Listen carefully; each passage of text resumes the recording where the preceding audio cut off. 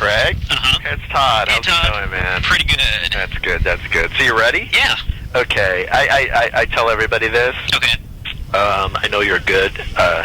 No incarceration questions. Okay. Other than that, we're set. Okay, great. All right.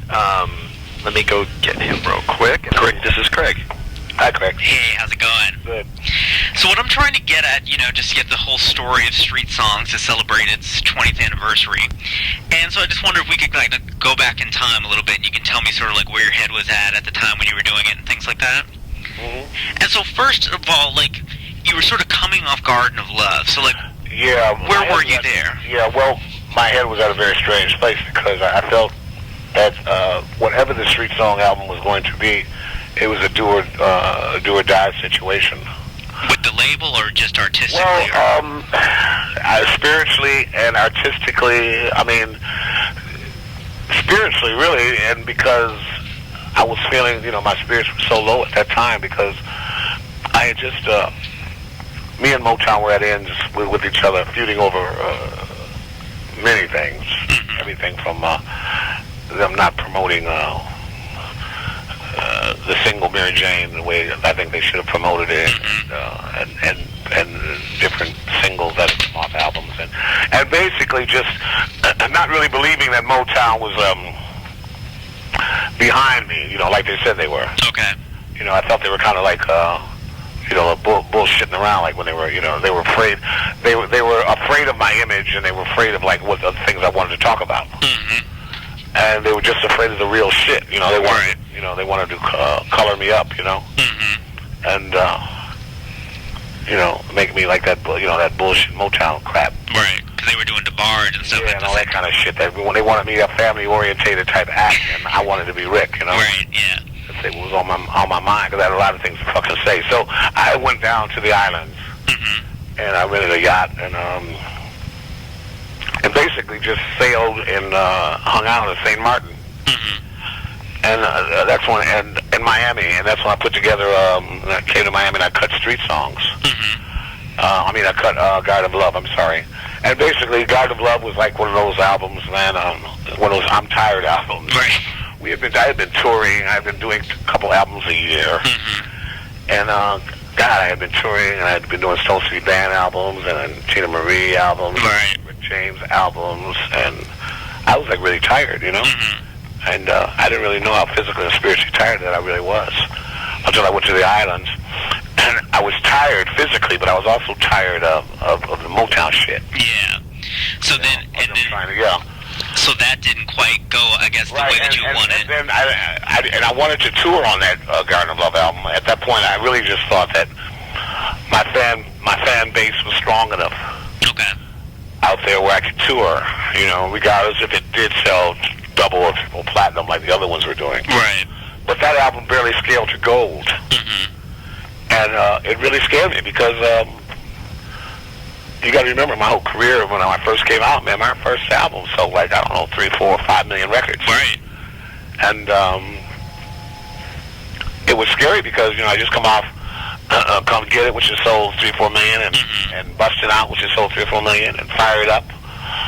And I come off these albums, and then all of a sudden to come into Tina Marie, and then all of a sudden to come off into this album that barely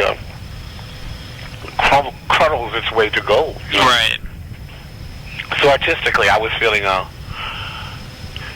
maybe my time is over, I was feeling, well, maybe, maybe the spirit I'm in, this is where it's at. Maybe I am fucking tired. Maybe I just really don't give a fuck. Right. And, and really it was friends who got me out of it because the band, and me and the band were very close at that time.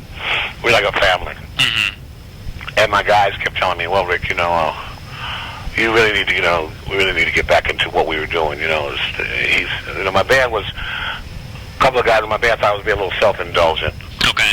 And I was, because I basically made Garden of Love as a little selfish, really album, really dealing with me and my affairs, big time, and not knowing if I can handle success, which that song kind of emulated, So then you regrouped and sort of came back home, right? Yeah, well, and everybody kept saying, well, you need to go home you need to get back to your roots. And I kept hearing this, roots, Get back to what made you want to get the fuck out of Buffalo, what made you want to leave the ghetto.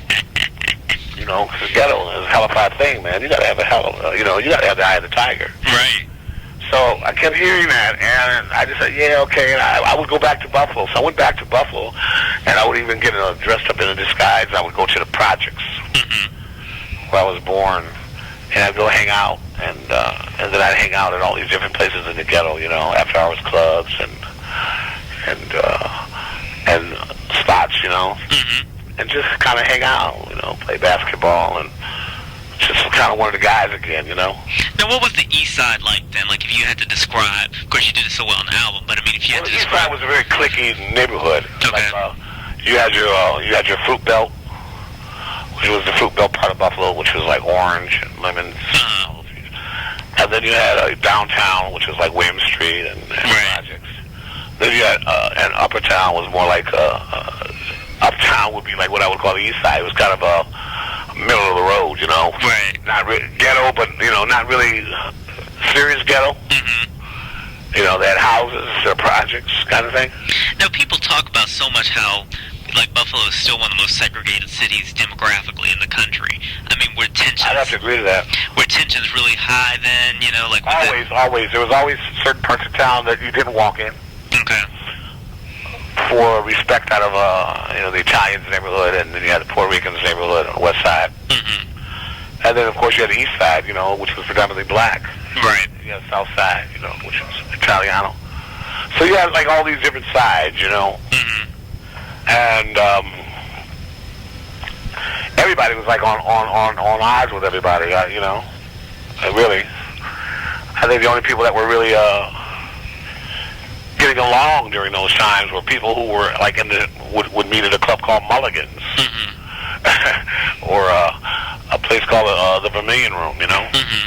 And the Vermilion Room was in the east side, and I think everybody who really got along and stuff would kind of meet there, you know, and dance and drink and have fun. And then on the Italian side, it was a place called Mulligan's, run by a friend of mine, Michael Militello. And there the hockey players would meet, and the basketball players, and the brothers with money, and the haves and the have-nots, you know. Well, it's interesting. Your music, you know, you've always talked about in your music how you wanted to sort of bridge audiences, you know, mix the punk with the funk, that type of thing. Do you think that desire in any way came out of the segregation of your hometown and sort of wanting to merge? I never, you know what, although I know that there was a lot of segregation and there's a lot of racial static tension in Buffalo, I really never let that deter me from my movements around Buffalo. Okay. I kind of went around those things because I've never been one to be, I've never been one to be stagnant in one place, you know. And that goes the same for Buffalo as far as the world is concerned. I mean, the fact, you know, that I travel a lot and that I've lived so many places around the world are kind of indicative to really where I was at Buffalo. And the world at that time was Buffalo, and I was, my friends lived on the east side, south side, west side. It didn't matter. Right. I had friends all over, and I kind of floated all over. But in floating all over, you know, kind of remaining invisible, you could pick up on the tensions of race and shit like that. Like the Italians grief with the blacks, or blacks and blah blah blah and whatnot. But all that kind of shit, stupid shit was going on. I really don't know what it's been like in the last 15 years, if there's been any change, or 20 years.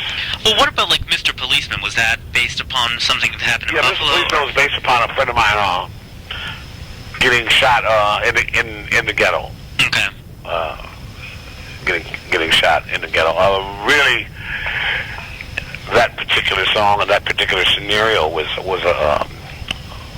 a person being shot, but really wasn't part of the crime. He just happened to be in the wrong place at the wrong time. And but the police call was for something else. He just happened to go down for that, which is a scenario that happens so many times in so many different cases, dealing with drugs and drug dealers. So one thing that strikes me about the, in a way the album is sort of in the tradition of, like, the What's Going On, like Stevie's Living for the City and stuff like that. But then at the same time, there's sort of a sense that I get from listening to the album that you're sort of like, you're watching and you're describing the situation that's going on. but you don't really comment on it. It's not like you're trying to say, you know, things are going to get better, let's hope things are going to, you know, it's just sort of like you're just kind of watching and kind of looking at what's going on in a way sort of similar to the way some of the rappers do. I think that,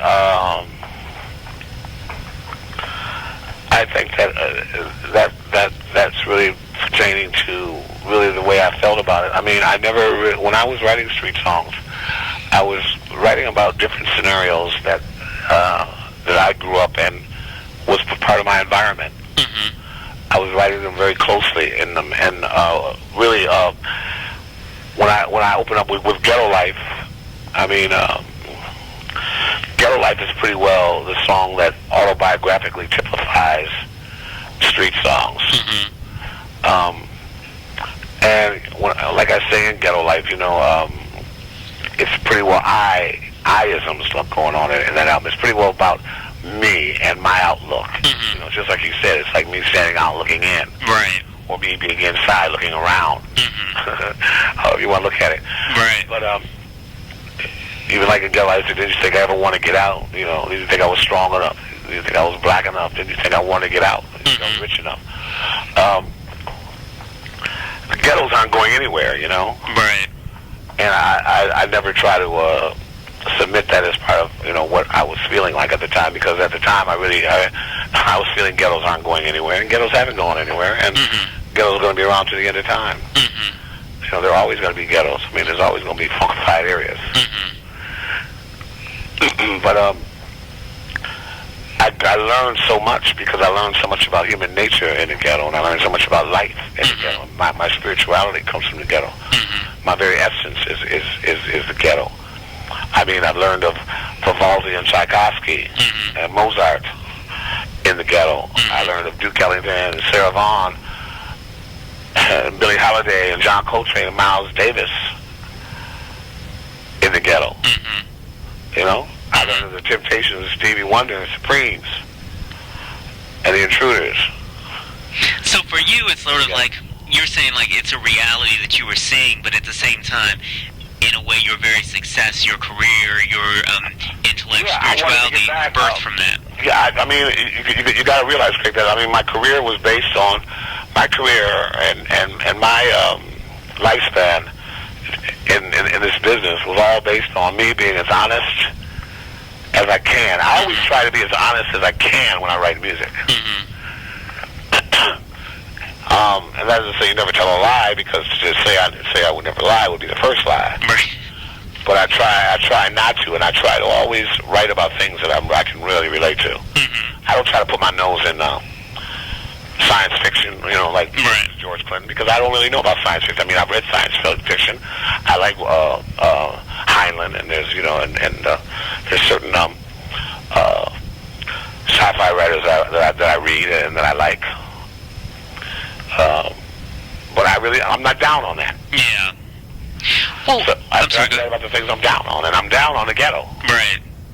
I'm down on pimps and hoes and dope dealers and getting high and fucking and having a good time and dancing and crying and making love and not wanting to make love, you know, and they're too high to make love, and the police and motherfuckers around, you know, players around the strip calling me a faggot, all because, you know, they player haters. Right. And I'm rich, you know. I look good, and I got a lot of women, and I got cars. And it just all went into that album. It was just you speaking your mind, really. So call me, I mean, Below the Funk, that's how that came about. Right. Which ends the album. That's like me telling everybody to kiss my ass. Thank you. Right. Let's talk about another famous song off the album, Fire and Desire. Yeah. Now, you know, that's the song, it seems like, I don't know if it's because it touches people so much, it's been around for so long, but it seems like there are just like a zillion different stories about the circumstances of recording the song. Well, Fire and Desire, it was written by a girl that I met in Paris. Okay. And she was from Africa, and I met her in Paris, and we had an affair, and that song was inspired about her. A lot of people think it was written about Tina Marie or inspired by Tina, but it wasn't. It had nothing to do with Tina. It had something to do with a girl that I was involved with in Paris. Okay. And she was from Ethiopia. And what about this whole thing about, like, Tina being sick or something? And Well, no, Tina was sick when she came in to do it. I had another girl that was going to sing that song. Okay. And I pretty much hired that girl. Mm-hmm. But when Tina found out, Tina had heard the song when I wrote it, and said that she really wanted to do it. So I said, I wanted to do it as a ballad, a duet. Mm-hmm. So she had heard it, and she fell in love with it. And I played it for her on piano. And she said, well, Rick, I want to do that no matter what. So, I mean, time had elapsed and time had passed. And she was hanging out with us in Sausalito. And she got really sick and had to go to the hospital. Mm-hmm. And we cut Fridays iron, and I wanted to do vocals, you know, right in there. And I had a girl ready to do them. And as soon as Tina heard, she came out, I think she had a temperature of 108, 109 degrees. She just came out of the hospital. And she knocked it out in one take and then went back into the hospital. It was amazing. She wasn't going to let any girl outdo her. Now, what's the story of The golden story of veracity. It still exists today. Right. Now, what's the story of Super Freak? Was that inspired by? Well, Super Freak was a lifestyle I was living, really. That's what that was. You Okay. know, we were doing a lot of Quaaludes, 714s or Quaaludes, Mm-hmm. you know, and a lot of indie windows of that album, and Entendres. Right. But room 714 were raw Quaaludes. Okay. And I was dealing with a lot of, like, menage a trois at that time. Mm-hmm. And, you know, and really, you know, at that time, really, I just used the word freaks. I mean, I had no particular meaning for a freak, other than, to me, like, a freak was an uninhabited woman, you know? Right. It wasn't meant as a bad connotation. Mm-hmm. It never was. Mm-hmm. And hopefully it never will be. I mean, I hope that when people call other girls or people men freaks, that they don't take it as a bad thing. They should take it as a complimentary, Okay. a courtesy. Because it means that you're open. You're Exactly. It just means open sexually. I mean, sexually open, and you know, and not constricted. So does it bother you? Because, you know, of course, the song was originally, you know, you were talking about a girl, but then now it's like every time, Well, like Rick no, James, girl. Super Freak, but girl, okay, excuse me. Girl. But like, you know, but like now it's like Rick James, Super Freak. Rick James, it's like everybody has kind of put the meaning onto you, and it's sort of come to define how people I don't see your mind that. I'll persona. wear that. Okay. I'll wear that jacket. I don't care. I mean, I've worn many jackets, and that, if that's how they want to relate to it, you know, they want to take the burden off themselves because they feel, you know, they're gonna get spanked or tiddled or tattered. You know, I'll wear it. I'm not worried about a little spanking and being a little tiddled or tattered. But it's like, you know, you must look at music nowadays and just think that people have just gotten real conservative. Like that sex, which was so much a part of kind of coming out of the sexual revolution and into the 70s and Well, 80s, is like not really there in the anymore. 80s, there's only so much we could say, you know. Yeah. Me and Prince basically took the slack for the world. Mm-hmm. You know, and Prince was pretty, you know, straightforward about what he said, and I was off in, you know, like using indie windows and entendres, Right. trying to get over because I knew radio wasn't going to take a lot of straightforward shit from me. Mm-hmm. You know, because I meant what I was saying. Right. I don't know what Prince felt like, you know, but I meant mine, Right. and I think they knew that, Mm-hmm. and that made them afraid, I think. Because you didn't try to put any layer between the persona and what you were talking about. It was all the Exactly. same thing. You weren't like creating an image, really. Yeah, they were looking at, oh, damn, here's his brother, here's his braids and shit, smoking marijuana, Mary Jane, and having sex with all these women, white White women black and women, stuff. Right. you know, women at the same time. How dare you? Smoking weed and laughing. So you think, because of course the street songs just embody so much that have come to kind of really define your importance in the industry in terms of, you know, that's also around the whole time with your stuff with MTV. And like looking back on that, do you feel it was like that Motown didn't have the same pull with the network that, you know, Sony had with them in order to get Michael played? Motown definitely didn't. And, Okay. and you know, and furthermore, if they had it, which they didn't, but just hypothetically say they had it, I don't think they would have used it for me. Really? I was too much an endangerment for Motown. Don't you understand? I mean, it was like Motown have always prouted themselves after being a family-orientated type thing, okay? Mm-hmm. Everybody's a freak at the fucking company. Mm-hmm. From the president on down, everybody's so freaking. But everybody fucking wants to, you know, tittle-tattle and pretend like, you know, they're like people who live in Washington, D.C. Mm-hmm. And you got all these fucking bourgeois blacks and bourgeois white people living in Washington. As soon as they go home, man, they're sucking toes and, you know. So it's sort of like they're trying to be the black, You know, right? They're trying to be like the black Disney, basically. exactly. And you're So, not. you know, Barry Gordy, you know, wanted to be like Walt Disney, I guess, or something. I don't know, man. But you know, wherever the fuck it was, it wasn't. You know, they really weren't going to expound too much on me because I was too fucking real with the shit. Meanwhile, that's how they all fucking came up. Right. In Detroit, man.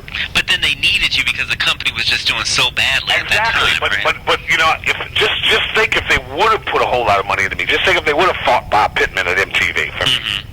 Think if they would have did that, man. They never did that, and I had to fight them alone, man, and it hurt me. But how did it hurt you? Well, it hurt me in a way where because when they knew my nemesis was Prince, I mean, they just went and just brought out some shit that he had that was dead. Yeah, right, that 1999, right. And made it a fucking smash. And pushed everything that he did. I mean, it was like throwing it in my face type shit. Well, we're going to show you, Rick James. You know, fuck you. I mean, all that's racist programming.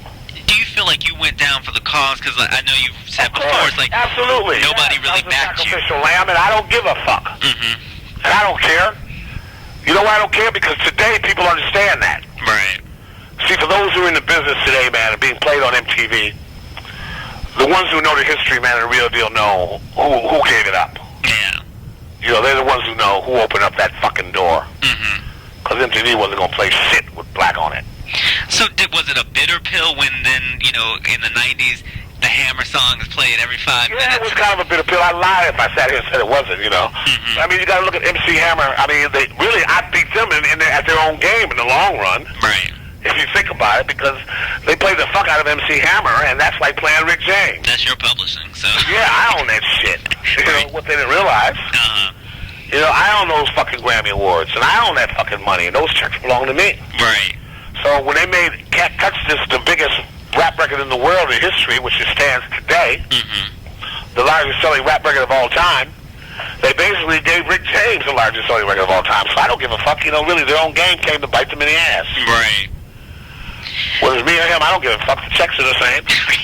It's all money, right? Right. So, I mean, like, okay, so Street Songs just meant, it really marked just an incredible achievement in your careers, like having gone from, you know, you had this Garden of Love slump, and then it's like you were back bigger than ever, really relevant. I had to jump out of that fucking laid back I'm rich groove, and I'm laid back I'm rich and look at me in the fucking islands type thing. Right. And get into, you know, this is what the fuck it's all about, you know. It's about really, you know, talking about really where I'm coming from. But like, but after the success of Street Songs, I guess, you know, subsequently to that, you know, some of the harder times started. I mean, do you associate any of that with the success of Street Songs? I mean, really, Street Songs opened the door for really easier times, because you guys realize that record sold over 30 million records. Right. Okay? So you got a record selling like that, man, and it's still selling today. I mean, that's why they're re-releasing it. Yeah, exactly. I mean, it was a monumental record, man. I mean, the record was fucking, what, #2 greatest R&B record of all time or something? Like USA Today? Something like that. It makes me very proud, man. Right. You know, it makes me puts me amongst the elites, man. Stevie Wonder and all those people. So, you know, Marvin Gaye, I'm very excited to have made Street Songs. And it opened up the door when I did, opened up the door, because right after that I did the Mary Jane Girls. Right. And they were a huge success. Yeah, of course. And I did Eddie Murphy, Party All the Time. And that was a huge success. But I guess what I mean is that, you know, with all the good comes the bad, you know what I mean? You know, Craig, I don't think, for me, it was like the pinnacle. It was like the high point. Because I was, after that, man, and after I saw Motown's, see, they promoted that album, but basically it ran on its own, a lot of it. Right. Okay? And now they did jump on it after the fact, okay?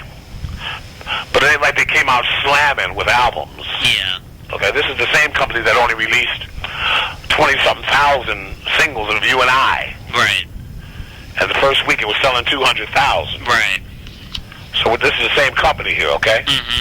So when I came off of Garden of Love, they certainly didn't have the pressing plant was stacked full of Street Songs. Right.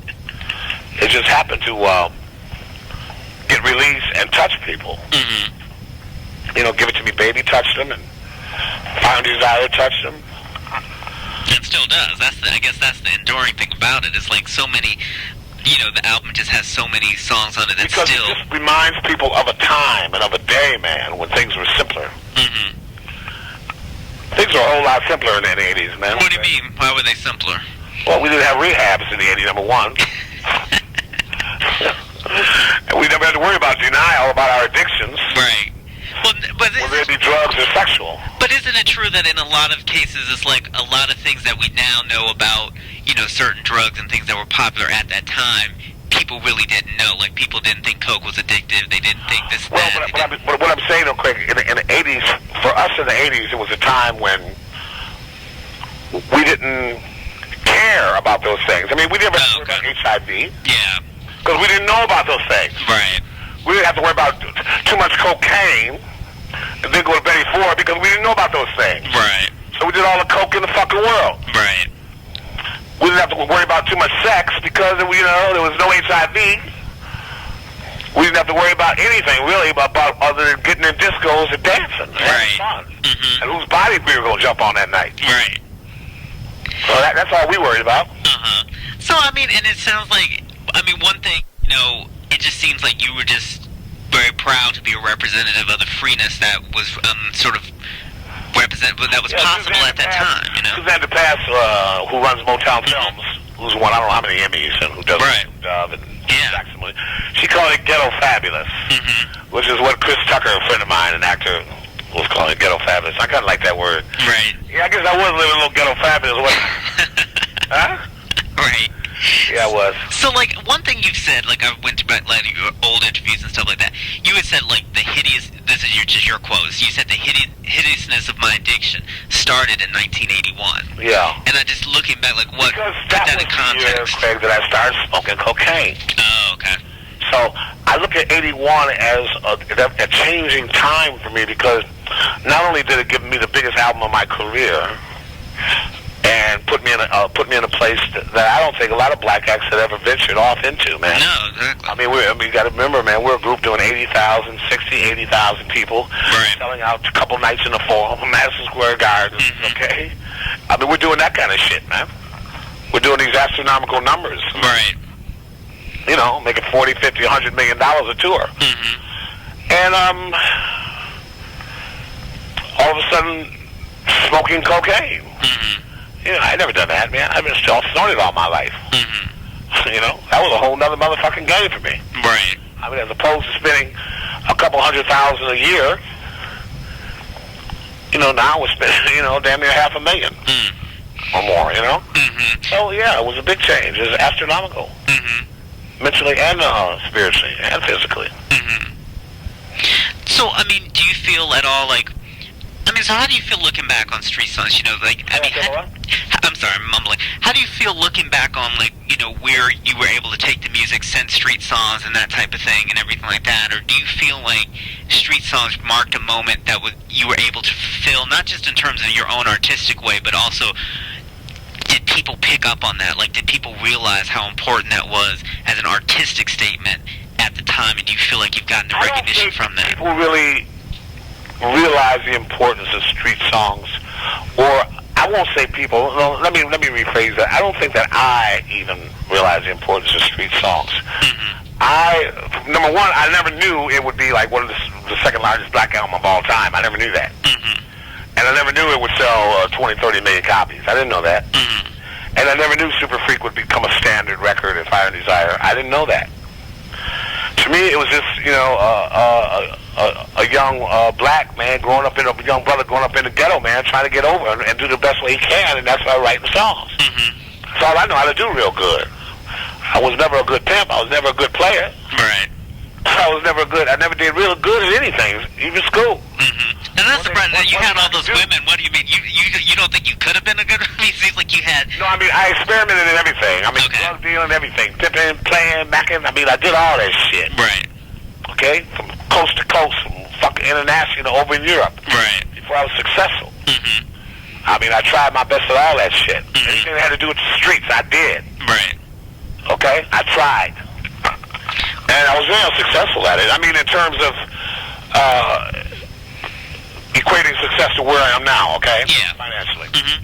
I got over, but I wasn't sitting on no 4 or 5 Rolls Royces at the time and all that bullshit. Okay. I could have never supplied my drug habit, I tell you that. But, no, I never did think in my head that Street Songs would be where it is now. I'm really excited that it is, because what it's done, man, and not only has it opened up so many doors for me and my people, but it's opened up so many doors for other young rappers. And Yeah. man, God, I mean, you know, MC Hammer, it changed his life. Mm-hmm. And it changed the people that listen to him. Right. Because he sold more records to Super Freak than I did. Right. Okay? Right. So it changed that, and it changed, you know, all these rappers who float on shit like Give It To Me Baby, you know, Salt Peppers. Right. And Will Smith, and you know what I'm saying? Mm-hmm. So, I mean, you know, it changes. I mean, every black rapper, man, that has done stuff from street songs and has become a millionaire, mm-hmm. I would say that it has changed their life. Wouldn't you? Yeah, definitely. And every young black boy or a brother in the ghetto growing up who knows that pimping ain't easy, and that, you know, to be a hustler is a hell of a job, and it's a 24-hour job. Mm-hmm. I think, and listen to the street song, understand it, mm-hmm. and want to change their lifestyle, mm-hmm. so they become rappers, Right. because they want to be like Rick. Right. So, Yeah, I think I did a lot of positive shit. Now, I know I did a lot of negative shit, too. right. I know the negative connotations from street song are probably wild and many. Well, like what? Well, I mean, like a lot of people, you know, I beat so many girls who say they lost their virginity because of street songs. If I Is that did a bad that thing? more motherfucking time, I'll kill somebody. But is that a bad thing? People have to lose their No, virginity I mean, eventually. girls are serious. Girls and guys, you know, they tell me, oh, when I was in college, I was so square until I heard street songs. Now I fucking go crazy. And I look at them and, yeah, they're fucking crazy. I'm scared of them. And I think, like, well, I'm Dr. Frankenstein, I created this. You think I'll make a monster. You know what I mean? I feel like Frankenstein sometimes. Because I got to be out here in the public all over the world, man. I got to walk up to people. You know, then the people walk up to me and say, God, man, I made my first baby, the Fire and Desire. Well, how many babies you got, motherfucker? 8, 10. Damn. What other records did you make babies by? Shit. Right. So it's a lot of, I guess it's a lot of Yeah, quick, I get a lot of that. responsibility. You Yeah, know? I mean, I get a lot of, you know, babies. And I know on the tour, man, a lot of babies are born on Busting Out and street songs and stuff because I'm in communication with them even to this day, a lot of kids. Right. That's 20 years later. Right. We're talking 20 fucking years later, Craig. And people, well, they still play Fire and Desire. I mean, I know you make a lot of publishing off that. 'Cause you still get that on.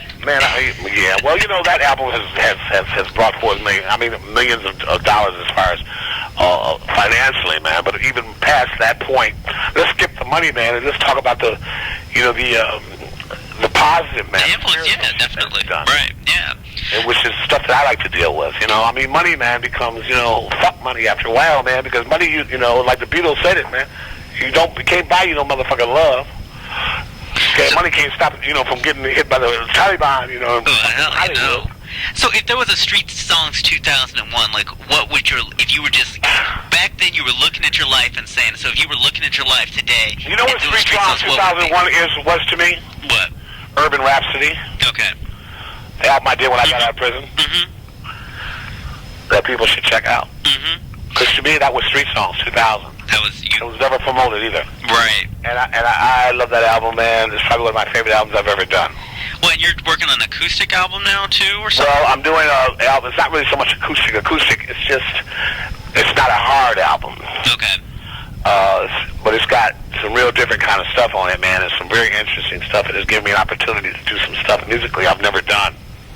And you're working with, and Mary's going to be doing the new Mary Jane Girls or something? Yeah, me and Mary Jane Blige are doing the Mary Jane Girls 2000 together. Mm-hmm. And that's going to be exciting. Mm-hmm. We're going to do a call from East to West Coast, 17, 18, 19-year-old girls. Right. And, oh, and you did my favorite cut off the, what was it like doing the Mariah Carey? Oh, that was fantastic, man. Mariah is a, you know, a beautiful, beautiful human being. You know, I don't know all these people out there who don't even know that girl, man. Always got something to say. You know, I guess they're the same people that talk shit about me, player haters. But I'm totally in love with her, man. And, you know, I love her to death as a human being. No, I think she sounds I would have her children. I think she sounds a lot like Tina on that track. Was that intentional? I think that was maybe her desire. Okay. Something like that. But was that an actual... I didn't have anything to do with it. No, it was because Kind of and kind of not, because the girl that I had, Mariah, and me weren't physically hooked up when I did the track. Okay. We were communicating. She was in Monaco and Italy, right, Rome and shit, and I was here, so we were on the phone to each other. Right.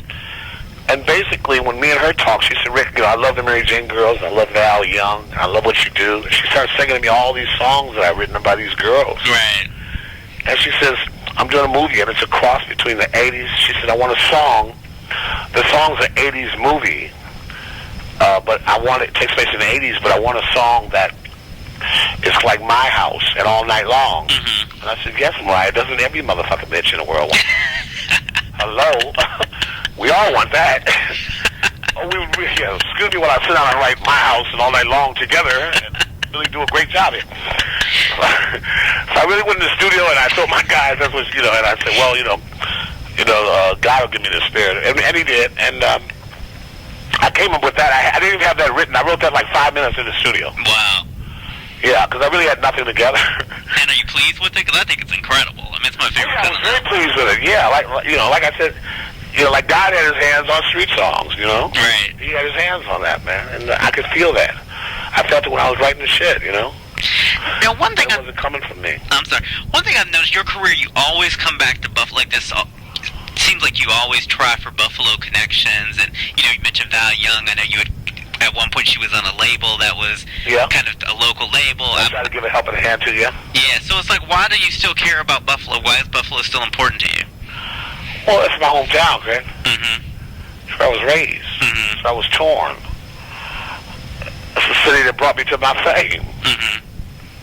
But some people, I mean, you've been out there too long to know that some people, once they get out to L.A. or whatever, it's like they were just born in L.A. or they were just born in New York. Those are some people I can never forget. Although I may never be able to live in Buffalo again, mm-hmm. Like on a 24/7 basis, I'll always keep a place there. And a lot of my family's still there, brothers, sisters, and relatives, nieces and shit. And my roots are there. My mother's grave is there. So, whenever I want to go and talk to her, I got to go to Buffalo. Right. And was she a fan of street songs? Yeah, she was. She loved it. Street songs that was a really proud time for her. I think if she would have died and there was no street songs, she would have been really pissed. What, because she liked where you were going with the music on that album? Motherfucker, you never did give up the funk. Well, sir, you have anything else you want to add about this incredible work? And I'm glad Motown, well, it's not really Motown, but I'm glad they're finally coming through with you and giving it the sort of attention it deserves. This is Universal. You have Universal to thank. Right. And I thank them, believe me, I thank them from the bottom of my heart, man, because they've given me a rejuvenation. I almost died a couple years ago. I had a stroke. And I was thinking of going back on the road again, and I'm really trying to work physically through this pain I go through, and through this physical stuff that I go through. And streets and them doing this have kind of given me a second life to want to get back out and work again. Because after hearing the Stone City Band, all that live stuff, I say, yeah, man. So how do you feel about the live recording? Woo! You know what I feel real good about it? I'm not so happy about all their selections of songs that they picked. But I'll tell you one thing, is that shit hasn't been not gone in the studio and slicked up. It's raw. Right. And I love the rawness of it. Because there ain't no vocals gone in and been redone like they all do, and guitars redone, and you know what I'm saying? Right. Background redone and shit. That shit is coming from the motherfucking gut. And I guess one thing good about the album is, I think you mentioned this maybe in the Behind the Music special or something, but just how you said people laugh sometimes, or they can't believe it that you were once in a band with Neil Young and things like that. Yeah. Like you're not really, but I think at a certain point maybe the persona what I think took over the music. With this album I'm getting ready to release, I'm getting ready to change all of that, because all my life I wanted to do an album like I'm doing now. An album with this acoustic scenario thing to it, but it's a lot more than acoustics. It's a lot more than that. It's not just a real light album. It's composed basically of songs that I've written about total going really deep inside myself, type things. Very spiritual from the inside things, So the compositions on this new things, man, are very very personal, because they deal with my divorce and my child, and they deal with my addiction. They just deal with so many things. Like, it's, hey, people, I do so many other things. And I want y'all to, this album, I want you to know where I'm coming from. Right. What I mean by that. So you have anything else to add? Anything you want to tell your people in Buffalo that are going to... No, man, I just want to tell them, all my friends out there, yo, what's up? I love you, my true friends, and you know who you are. What did you mean one time you said that you weren't always the greatest person in Buffalo? Well, you know what? Probably when I said that, it was me feeling riding a pity pot or something, because Lionel Richie told me once, Lionel Richie gave me the best advice, Craig, I could possibly give you or anyone, and that's about being successful. And he said to me, because everybody, all my friends were changing in Buffalo, I thought I was changing. I thought I was becoming a prick or something, right? And I thought I was becoming a bad person, because my friends were acting different. I thought, maybe it's me being weird, But really it wasn't. They were actually acting different, because I was a star. Fuck that star celebrity shit. I'm still motherfucking James Johnson. Right. Yeah. You call me Rick if you want to. You called me nigga a week ago.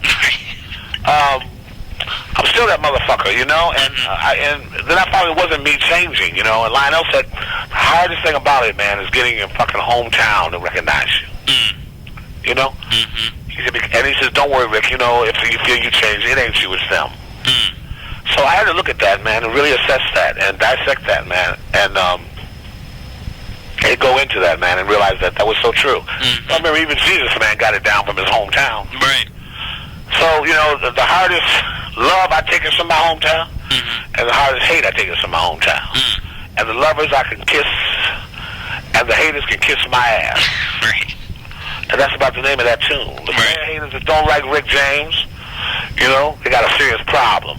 Because for them not to like me, they don't like themselves, because I'm part of them, and I'm part of what they are. Right. And I'm part of the skin they're in. And I'm part of where they grew up. Right. And I think, in a way, you've talked about how people are so uncomfortable with their own sexuality, they're uncomfortable with their own drug use, whatever that may be. And so, but instead of dealing with themselves, they kind of put it on, make you the monster. I'm a great target. And like I tell people from Buffalo or anywhere else, you want to use me for a target, because you have a problem with your sexuality, fine. You want to use me for a target because you have a problem with your bank account and you can't afford to take your bitch to get something to eat, fine. You have a problem with, with me because, hey, I got some cars and I got ladies and I got some black people love me, fine. But that ain't my problem while you in the position you in. Right. Don't be such a hater. You might get over. Right.